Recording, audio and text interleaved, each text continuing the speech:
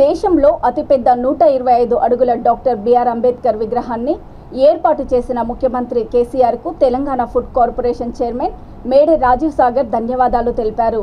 Hyderabad tank బండ్పై ఉన్న అంబేద్కర్ విగ్రహంతో పాటు CM KCR చిత్రపటానికి పుష్పాభిషేకం చేశారు. 500 కేజీల గులాబీ పూలతో రాజీవ్ సాగర్ అభిషేకం చేశారు. అంబేద్కర్ కృషితో వచ్చిన రిజర్వేషన్ల వల్ల దళితులు ఉన్నత స్థానంలో ఉన్నారన్నారు. సీఎం కేసీఆర్ దళితుల కోసం అనేక సంక్షేమ కార్యక్రమాలు తీసుకువచ్చారని ఆయన గుర్తు చేశారు. దళిత బంధు ద్వారా దళితులు ఆర్థికంగా అభివృద్ధి చెందుతుందన్నారు. అంబేద్కర్ ఆశయ సాధనకు కృషి చేస్తున్న కేసీఆర్ బాటలో తాము నడుస్తామని రాజీవ్ సాగర్ తెలిపారు. రేపు సీఎం కేసీఆర్ ప్రారంభించనున్న 125 అడుగుల అంబేద్కర్ విగ్రహ ఆవిష్కరణ కార్యక్రమానికి రాష్ట్ర వ్యాప్తంగా అన్ని వర్గాల ప్రజలు తరలి రావాలని రాజీవ్ సాగర్ కోరారు.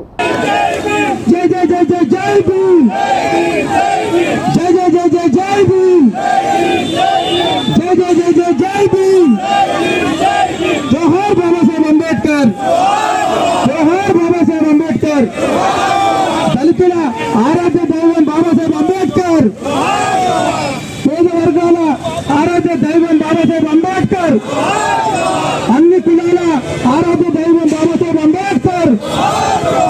ఈ దేశంలో రాజ్యాంగాన్ని రచించి మేధావిగా గుర్తించినటువంటి బాబాసాహెబ్ అంబేద్కర్ రాజ్యాంగంలో రచించిండు. మరి అన్ని కులాలకు జై భీమ్, జై జై జై జై జై భీమ్ ఆశయాలను స్వాగతం. డాక్టర్ బిఆర్ అంబేద్కర్ గారి ఆశయాలను జోహార్. డాక్టర్ కొనసాగిస్తే బాబాసాహెబ్ అంబేద్కర్ ఆశయాలను ముఖ్యమంత్రి గారు ఈ నిర్ణయం తీసుకొని మనకు ఒక పెద్ద విగ్రహాన్ని ఇచ్చి మన ప్రత్యేక ధన్యవాదాలు చెప్తా ఉన్నాం. ప్రజా కుల బంధువులందరికీ కూడా తెలంగాణ రాష్ట్రం తరపున అన్ని కుల సంఘాల తరపున హృదయపూర్వక ధన్యవాదాలు తెలియజేస్తూ ఉన్నాం.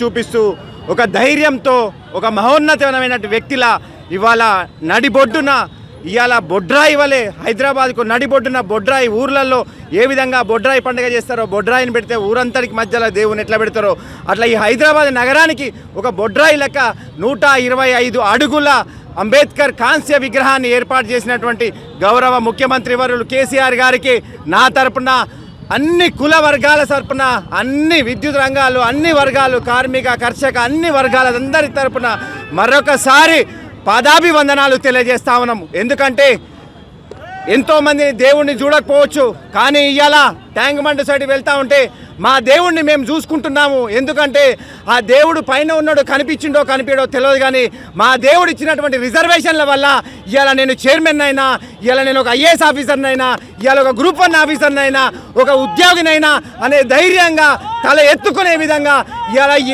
అంబేద్కర్ విగ్రహాన్ని నడిబొడ్డున నిలబెట్టినటువంటి గౌరవ ముఖ్యమంత్రి గారికి మరొకసారి పాదాభివందనాలు తెలియజేస్తా ఉన్నాను. ఎందుకంటే ఇవాళ ఎక్కడో మేము మారుమూల ఉంటా ఉంటే, ఊర్లలో చివరిగా ఉంటుంటే, కానీ అలా ముఖ్యమంత్రి గారు వచ్చిన తర్వాత మేమందరం కూడా నడిబొడ్డున ఉండి మమ్మల్ని చూసుకొని ముందుకు పోయే విధంగా ఏర్పాటు చేసినట్టు విగ్రహం. కాబట్టి మేము ముఖ్యమంత్రి గారికి ఏం చేసినా కూడా తక్కువనే భావించి ముఖ్యమంత్రి గారికి ఈరోజు పాలాభిషేకం కాదు పుష్పాలతో అభిషేకం చేయాలనే గొప్ప ఆలోచనతోని ఈరోజు అంబేద్కర్ గారికి చేసినాము.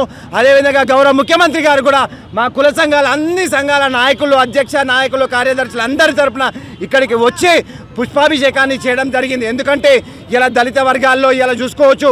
ఒక చిన్న ఉదాహరణ చెప్తా ఉన్నా. ఇంతకుముందు ఒక ఊర్లలో చూసుకుంటే ఒక ట్రాక్టర్లు ఒక వర్గానికి మాత్రమే ఉంటుండే, కానీ ఆ ట్రాక్టర్ ఆ పొలం దున్నుకోవాలంటే ఆ ట్రాక్టర్ అయ్యగారి దగ్గర పోయి అయ్యా పొలం దున్నుకోవాలంటే వారం రోజులు ముందు చెప్పాలి. ఇలా అదే ఊర్లలో ఉన్నటువంటి పరిస్థితి నా దగ్గరనే ట్రాక్టర్ ఉంది అంటే ఆ దళిత బంధు వల్ల ఇలా ప్రతి ఒక్క ఇంట్లో కూడా దళితుడు అనే ప్రతి ఒక్క ఇంట్లో కూడా ఒక ట్రాక్టర్ కానీ, ఇలా పౌల్ట్రీ ఫామ్ కానీ, ఇలా కారు కానీ, బండి కానీ, వ్యవసాయ రంగానికి ఏదైతే అవసరమో అవి సొంతగా కొనుక్కునేటువంటి అవకాశం కల్పించినటువంటి ముఖ్యమంత్రి గారు ఇలా దళిత బంధు వల్ల మేము కూడా ఏ వర్గాలకు తీసిపోము, మేము కూడా వాళ్ళతో పాటు ఉంటామనే త్యాగాన్ని తెలియజేస్తున్నటువంటి ముఖ్యమంత్రి గారికి మేము ఏమిచ్చినా రుణం తీర్చుకోలేము. కాబట్టి మా వర్గాలు ఎప్పుడు కూడా మీరు నడిచే దారిలో ఖచ్చితంగా అంబేద్కర్ గారు చూపించినటువంటి దారిలో ఖచ్చితంగా నడుస్తామని మేమందరం కూడా మరొకసారి తెలియజేస్తూ ఇక్కడ వచ్చినటువంటి ప్రతి ఒక్క అన్న చెన్నయ్య గారు కానీ, రామచంద్ర